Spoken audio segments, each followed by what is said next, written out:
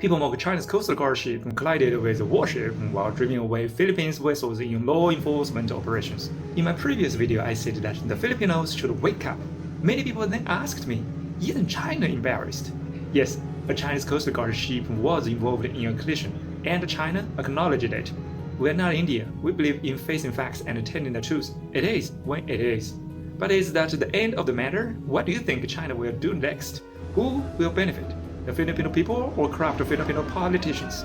Will China retaliate? How and against whom? Well, the dispute of China and the Philippines is actually very simple. Since 1279, when the Chinese scientist Guo Shoujing used the Scarborough Shoal as a reference point in his South China Sea measurements, it has been part of China's territory. The Philippines was founded in 1946. In both its 1981 and 1984 self-published maps, Scarborough Shoal was shown outside Philippine territory. Later, spurred on by the US government, which has always pursued a policy of containing China, the Philippines began claiming Scarborough Shoal in 1992.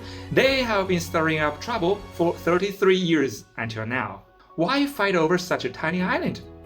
Well, that's a good question, because it is incredibly useful for Philippines. First, externally, everybody knows that the Philippines is a client state of the United States. With China competing against the US, harassing China and stirring trouble in the South China Sea is a way to help Washington, and Washington will return the favor. For example, the US just lowered Philippine tariffs from 20% to 19%, a 1% benefit. By the way, the tariff thing is a scam. It should be known for some extent to the underdeveloped countries, including Philippines. The real goal of the incident and dispute, of course, is to slow China's development. And more importantly, if Marcos Jr. loses in domestic political struggles, the US would be his exile destination, so he must please them and dare not offend them. And do you know that in just 3 years as president, Marcos Jr. has visited the US 5 times to report in, the most recent being in late July, and right after that, in August, trouble started in the South China Sea again. I'd like to ask Donald Trump to reward Marcos Jr. by lowering tariffs another 1%, from 19% to 18%. Second, internally, this tactic works even better. On one hand, to the public, Marcos Jr. can project the image of a leader unafraid of a powerful labor, defending Philippine interests at all costs.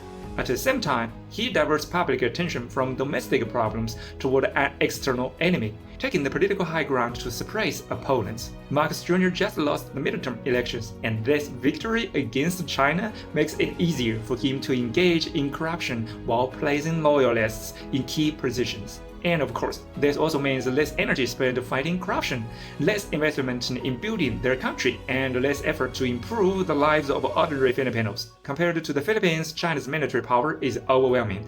But why is China unwilling to open fire? It's simple and criticized by a lot of Chinese people, because the CPC cherishes peace. However, these repeated ramping incidents have already triggered strong criticism from the Chinese public against the CPC. I'm trying to push the CPC into breaking its no first shot policy by listening to the people rather than to be a so-called authoritarian government.